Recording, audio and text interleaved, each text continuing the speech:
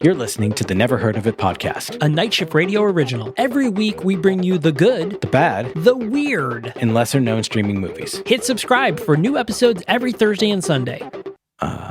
Michael. Yeah. I don't want to alarm you, but also, I think I do want to alarm you. There's something behind you. Oh my God, don't look. Jeez. What the fuck is that? Hooded figure in the back. Red lights. It's like a demon portal in here. It's like some sort of hell house. Hi, everybody. Welcome to this bonus episode of the Never Heard of It podcast. So for those of you watching on YouTube, you just got all of those visual jokes. For those of you listening on your podcast player of choice, I have my room is red lights, and I have a giant cloak hanging from my bedroom door, kind of off in the corner. Yes. And this is, of course, an homage to House LLC, which is the film we will be covering this coming Sunday. The final episode of our Found Footage October, curated by none other than Casey Ryan of the Superpod Hero Cast and Where No Mom Has Gone Before. And what a fucking fun month it's been. Like, Casey is something of a connoisseur of found footage films, much as Michael is of rom-coms. And I love digging deep into people's specific interests and learning what really may get you going when it comes to film. And Casey, he really delivered. We've covered ghosts, we've covered Bigfoots, we've covered possible actual expeditions into literal hell under the city of Paris, and we're rounding it out with what Casey promises to be the scariest of the month. So make sure you get your brown pants on before watching this film, and be on the lookout for some hooded, cloaked figures in the darkness. Yeah, it's been a pretty crazy month, so very excited for this. And you know what? I will actually do this. I will create a playlist of all of the found footage movies we've actually ever done, which only includes one or two other films. Yeah, we don't do them too often. Yeah, but I'll actually create a playlist of all the episodes of us covering found footage films, and I will tweet that out over on the Nahoit Podcast Twitter. That's the Nahoit Podcast, the NHOIT Podcast, or also on the Night Shift Media Group Twitter, which is Night Shift MG. So definitely check that out. You guys can get kind of a fun little playlist of all the episodes about us watching the found footage films that we have watched so far. You know what? I know it's just like a cloak, but I told you this, I had my window shrunk down during our previous recording session, so I couldn't see it. And I expanded it out to get the full effect as we were doing this episode. But no, I can't do it. It actually is a little too spooky.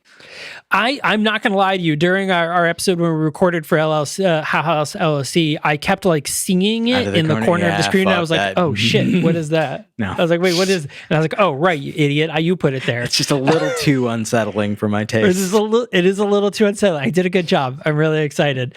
So we've got that coming up for you.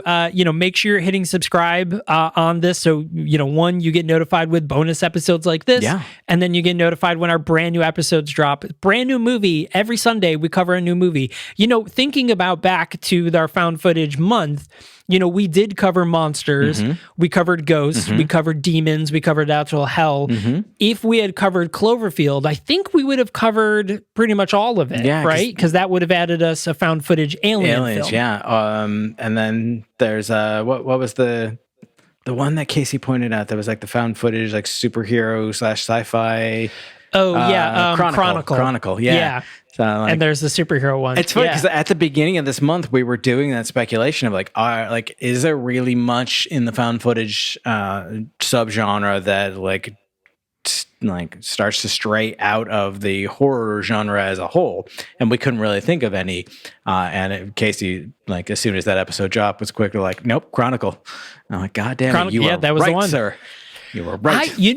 You know what I think would be really cool? If there was a found footage horror film, but it was all during the day. Because all found footage films are always at night in these creepy things. But what if there was one that was just fucking daylight all the time and it'd still do the creepy corner of your eye type stuff? I still think there's something there. That's what so much of paranormal activity is reported to take place at night. I think largely because this is. I was telling you earlier about the SciShow episode I was watching and how he basically ruins all hauntings. But they get into the signs of the eyes, the rods and cones, how they're designed for seeing color or versus seeing like being able to see in low light, and how like one is more dominant in your periphery to allow you to recognize motion. One, it's all like evolutionary like survival techniques, right? Right. Yes. And in lower light, you're getting less clarity, but more of the like motion, more of the periphery and whatnot. So yeah, seeing something in the dark out of the corner of your eye, like that makes sense. But like, there's literally no reason why a haunting couldn't or wouldn't happen during the day. And like some of the experiences that I've had have definitely taken place during the day. And I think that we should see more of that. Like, whether it be in like paranormal exploration like type shows, like I try to watch a lot of that shit on YouTube just because it's fun to me, or in movies like this, like do it during the day, make it that much scarier, make it like people. I feel like we instinctually have this feeling that like the sun means light, warmth, safety.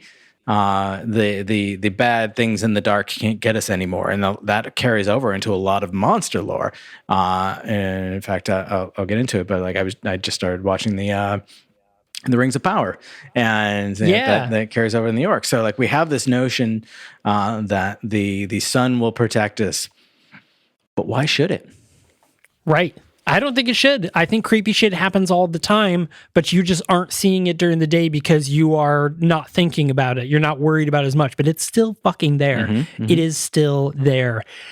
So there is that. We had the whole one about Troll Hunter, the first found footage film we did of this month, where the trolls, turned to stone that was a during fun the one. day.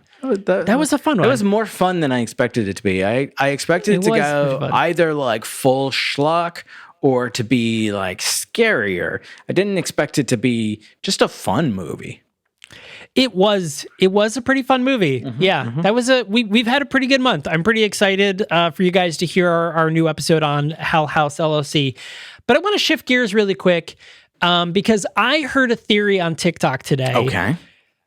And it kind of made me spiral down this like rabbit hole of thought. Interesting. And it's about movies. So here's the theory. So we're going to jump ahead. We're going to talk about the movie The Matrix. Oh. In The Matrix, Morpheus is talking to Neo when he first comes to the real world. Okay. And, and Neo says, like, how did this happen? And he says, well, at the turn of the century, all of mankind was gathered together and marveled at our creation. We had created and given birth to AI.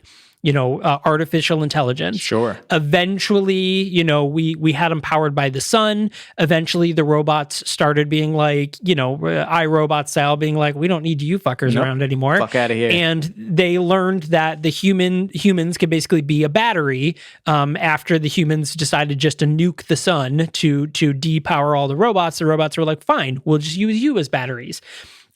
And there was a robot uprising that led to where we are now in the real world Matrix. Okay, I'm with you. The Terminator movies are a prequel to The Matrix.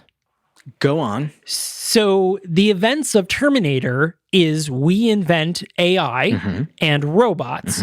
Robots eventually rise into power and fight back. Now, the only person that has this knowledge is Sarah Connor, who then in part sends it to John Connor, who is the first Neo. Because he understands in the future that the robots rose up. He sees them rise to power. He sees the robots take over. They create the Matrix to basically lock us out. And the Matrix would be the time travel, but it's really just the world that they've created to keep us satiated and sedated.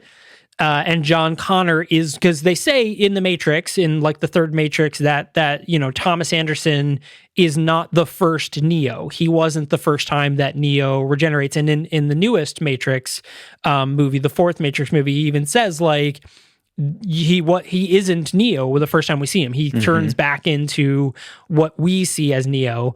So that John Connor was the first chosen one inside of the Matrix because he was the one who knew that it was in fact a Matrix because, he kind of grew up with it and put himself in it. And the Terminator movies are the prequel. That's what happens before the Matrix actually happens. Interesting.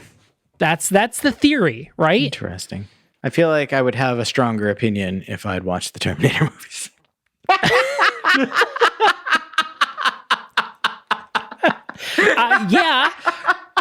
I think so. But I'm picking up what you're putting down. All right, cool. Smelling the time travel shit you're stepping in. Yeah. Yeah, because that's I think that's a really interesting theory. If you say like the Terminator movies is the robot uprising, and then the Matrix is thousands, 1,000 years after that robot uprising, when they've eventually just created this world and built into what they've essentially done, and that is where we are in the future, or however many 100 years later, or whatever it is. No, that does track from the Terminator. That is a really interesting theory, and I would be really curious to see if the Wachowskis have any opinions on that. I would be really, because it's only Lana Wachowski now who came back for the final one. She was the only one of the Wachowski siblings to come back for the final film. Yeah, I don't remember her name, but the other Wachowski, was it Lily? It could be Lily. I know they both begin with an L, if I'm not mistaken, but I do not remember her name for the life of me. Lana and Lily. Yeah, I was right. Lana and Lily. Yeah. So Lily didn't come back for the fourth one, and I'd be very curious to see if the fourth one did not do well in the public eye. So I'd be very curious to see if they ever do make a fifth one or any sort of other property. It seems like Lana kind of wrapped this one up pretty well. Lana's got dope ass hair. She really does. It's like, yeah. Almost like locked out, like tight braided, and then just in vivid colors that's like different every picture. Like, fuck yeah, Lana. She looks like the lead singer of Four Non-Blondes, like a lot. Like they look so much like each other. Like they have the same. Well, at the time, had the same. That's Linda Perry. Also begins with an L. Hey, that's Linda Perry. But they, back when Four Non-Blondes were a thing, they kind of had the same hair, that Lana has now. I think that's pretty interesting. I don't know. But yeah, so like she was pretty clear to basically say, Lana was in interviews like, yeah, this could be the last one. Sure.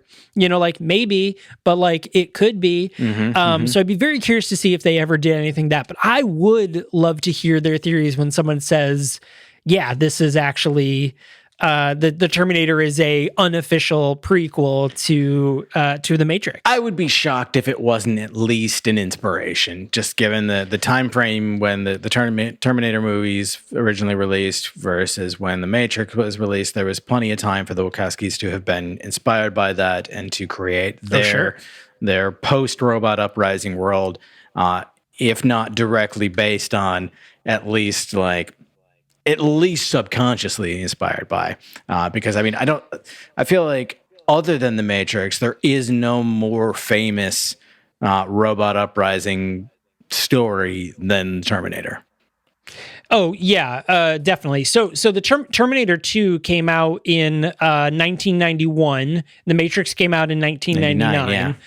And the original Terminator was 1984. So like, especially from 1991 to 1999, there is no way. I mean, I remember this. Like, I remember Terminator 2 coming out because I was about 10. We were 10 when this came out, and I remember it being a huge movie. I remember owning the VHS tape and watching that movie, and then watching the original Terminator, and it just being a huge deal. Mainly because Butt-Kiss was in that movie. There was a Butt-Kiss from Camp Anawana. What was the name of that? Salute Your Shorts. Yep. So he was in that movie, and I was like, "Oh my god, that's Butt-Kiss! What the heck?" Yeah, and I mean the Wachowskis were both born in like the mid to late '60s, so they would have been like teenagers or like early 20-somethings when the original Terminator came out. And they would have been, potentially starting their writing career. So it's not a far step to say that their first big breakthrough hit was inspired by movies that they were going to see in theaters in their young lives. So like it all works out really well. I think that that's fascinating. It's an interesting theory, right? I saw that theory and I really thought it out, and I was like, no, I think there's some merit to this, even if it's unofficial. I think there's some merit to that. Absolutely. I always forget that they were involved with not only V for Vendetta, but also Cloud Atlas, which was a fantastic story and a really interesting book too. We have it on our shelf. David Mitchell, really interesting writer. But like, just what a trip of a story that is. Yeah. And like in general, that's a really interesting take, not necessarily on time travel, but just on playing with time. And I loved their visual style approach to that as well. But we here at Night Shift Radio, we had a new show that launched recently that just came to an end of its first season, so kind of unofficially on hold for now, that being Tipples and Tolkien. Our wonderful social media manager, M's take on the Rings of Power series, as well as just all things Tolkien lore and fun cocktails to go along with it. I have intentionally avoided listening to the show so far because I knew that she and I were going to get real deep into the lore and get real nerdy and spoilery, and I can't wait to hear it. But I have not read... honestly, I haven't even read the Lord of the Rings trilogy. I read The Hobbit as a kid, and that was just wordy enough at a time where I really needed to get through a project, and I picked a longer book than I should have. And it's not even that I didn't enjoy it. It's just like, fuck, this is taking me too long. I gotta get through this for this project.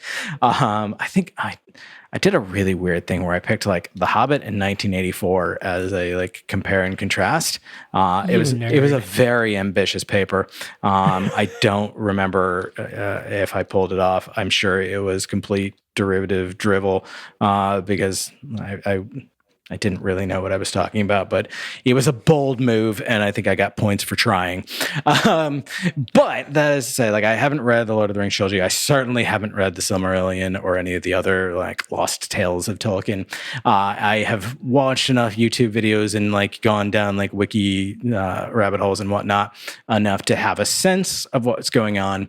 But I really wanted to watch the show first. And we finally sat down and we started watching it recently. We're just past the halfway point, and I am loving it. It is like...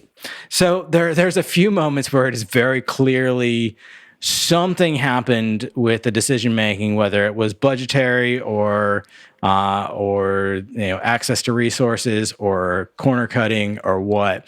But some of the CGI is fucking awful. The first time we see one of the wargs, I laughed at how comical its face was. But otherwise, visually stunning. The storytelling so far is really fun. I like the characters that they have chosen to follow and give us background to, or not, as the case may be. There's a lot of mystery. I love that. There's like I remember seeing all the social posts for Tipples and Tolkien in the first few episodes. So I was like, so do you think this person could be Sauron? Or is it this person? Or, now we know for sure that this person is definitely Sauron, except they might not be. And I'm like, So, watching it, I'm like, okay, I get it. Like, there's a lot of mystery here. And there's a lot of shady fucks in this world. I have to say, though, some interesting casting decisions. First of all, having young Elrond look a little too much, look and act, I should say, a little too much like young Robert Pattinson. No. Hello there. Ewan McGregor. Ewan McGregor. A little bit. He has a very, very Ewan McGregor vibe to him. He doesn't necessarily look like him, but like his facial structure and then his delivery of lines sounds like it. It kind of takes me out of it a little bit. That is not to say that. Let me find the actor's name so I can give proper credit. Robert Aramayo. Not to say that he is at all doing a bad job with this character. I would not say that at all. It takes me a little bit out of it because I'm like, oh, hello there, Elrond. I do have to warn you: do not poke around the IMDb too much. Okay, I won't. I'm just looking at the cast list right now. Don't look at the cast list. But then, just in case. speaking of, I can look for you. speaking of the Matrix, remind me the phenomenal actor, just legendary man who plays Elrond in the Lord of the Rings trilogy, as well as the agent in the Matrix trilogy. Yes. Who also, coincidentally enough, is in V for Vendetta. Yes. He plays V. Yep. And that, of course, would be that actor's name. Is it Hugo Weaving? Hugo Weaving. Yes, it came to me eventually. Yep. So I just, it is weird to go from Hugo Weaving to this younger guy. It's a little bit jarring. It's not bad casting. It's just a little jarring. The other thing that I think was a little bit weird, Charlie Vickers as Hallbrand. I am calling it now at episode 6, I think episode 5. I think he's a fake out. I think he looks too much like he could have been Viggo's son, that like it feels like a fake out. Like you're like, oh, there's this whole Return of the King plot that is happening, that like, I know Tolkien does reuse some of these themes throughout his writing, so it's not like this is, directly ripping off the Lord of the Rings movies or something like that. Like, but like it feels too much, and obviously don't tell me, but it feels too much like we're being set up to expect that, like, oh well, Halbrand looks just like Aragorn, so clearly like he's super important and he must be the king. But like, you can't fool me. I was there the day the strength of men failed. I was there 3,000 years ago. So actually, though, we do know who Aragorn's father is in the show, because he does actually say his name in the Peter Jackson movies, and it's Isildur. Aragorn, son of Arathorn, but he is in Isildur's line. Son of Isildur, like, over the period of 3,000 years or whatever between the fall of Sauron and the Return of the King era.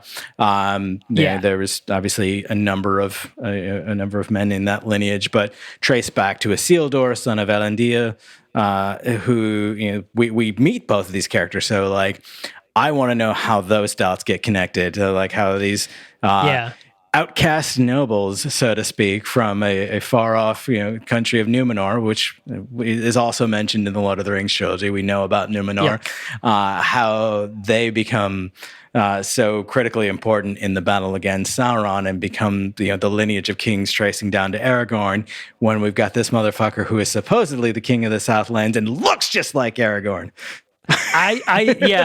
He definitely has that swagger about him that's like, oh, you've got Viggo written all over you. And it's well executed too. Yeah, he doesn't really get, we got a few other new characters too as well. Like you have Arondir, who is the main elf we see in the elf in the beginning. Love him. I forgot what her name is and I can't find her right now. Galadriel? The woman to which Bronwyn. Bronwyn, yes. yeah. So the woman that he, so those are two brand new characters, to the world of the history. And then, of course, my favorite characters were, of course, Diza and Durin, who I think were underutilized. Oh my God. I mean, even though we see them a lot, I still was like, I would take a whole series just about Diza and Durin, like only about them. Show me the dwarves in the mountain. That was cool. Show me the dwarves in the mountain any day, because I love them. And like, even like with having been given however many years ago the Hobbit movies to like fill in more of that, and like we learn more about the dwarves in that story than we do really in the Lord of the Rings, because in the Lord of the Rings the dwarves are more of like a almost like a fallen society at this point, where they're still like, they're not at their height, but they're still there trying to reclaim former glory in the Hobbit. And we learn that Thorin is of Durin's line, and then we go even further back and we get to meet Durin, who's Durin the fourth or whatever. So the other Durin in the Hobbit is like Durin the eighth or something. Because I think the Durin in this is Durin from the Hobbit's like great grandfather. I think he's like third or fourth down the line from this Durin. It's got to be something like that, because like dwarves live a longer life than mortal men, but they're not immortal. So like it wouldn't be the same guy 3,000 years from now. As I like that, and I also love that just kind of. it could easily be a throwaway line, but it was delivered so well. Like the greatest thing a dwarf can do in life is to earn the the name of his father or something like that. Like that's a really cool way to address the way that the naming lineage happens, and we have our secret name. So it's kind of like the kings of Europe would take on a name at their christening or at their crowning, I should say. Sorry, rather than like Charles, King Charles. Right now, his name isn't really Charles; it's something else. But I think he took, or no, I'm thinking of the Queen. Yes. She was not actually an Elizabeth. She's whatever, and she took on that name. Yeah, I don't know how many have done that throughout time, but it was a fairly common thing in Europe for kings and queens to take on a new name when they ascend to the throne. And I always thought that was strange, but I guess like it sticks with that. Like you can have the association of former greatness. Yeah. It is, I was a big fan of the series. I'm really excited for you to finish it, and we can talk about it, even though for those of you listening and watching, it's already done, right? You've already watched the whole thing. You know all the like half the secrets. You know all the secrets that were shown. So like you're already there. But so I'm really excited for you to get through this and for us to talk about it, because I think it's going to be really interesting. And for those of you that maybe did watch the show, or you are going to pick it up and start watching it now, Tipples and Tolkien is available wherever you get your podcast. You can follow along. Eyes and M do a really great job of doing lore dives without, with a little bit of speculation, but no full on like, yep, it's definitively this person, except for Eyes definitively called one person for every single episode. And you'll have to find out if he was right. But he was like, nope, it's this. And so we'll see. Love you got to listen to the series to see if he turned out to be right. So that, we got Tipples and Tolkien coming up this month. After October, we're going to have a brand new podcast, The Fourth Pillar of Play, which we talked about earlier. We're going to have them on an episode, and we're going to watch the movie Kull the Conqueror. Yeah. Which is going to be pretty fun because they are a Dungeons and Dragons design podcast. So that's going to be really cool. Their trailer episode is available now, with the first episode dropping on November 7th. So you definitely want to keep an eye out for that. I love that because, I mean, there are a lot of shows out there doing Dungeons and Dragons play-alongs, or like bringing you along on a campaign, or you get to hear people do it. And like, there's not a lot that really dives into how to play, or more specifically, how to design for players. And so I love what they're doing. They're really, really like deeply passionate about it. We got to hear their initial like kind of pilot episode, and it was brilliant. So can't wait for y'all to listen.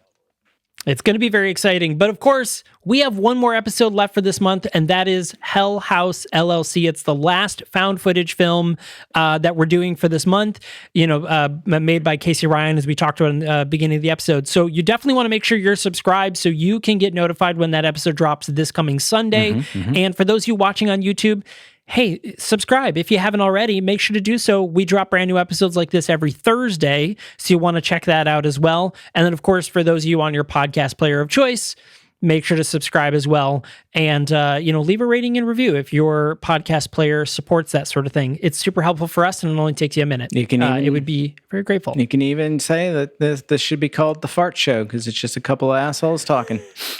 We will take it. I will take any review you want to drop.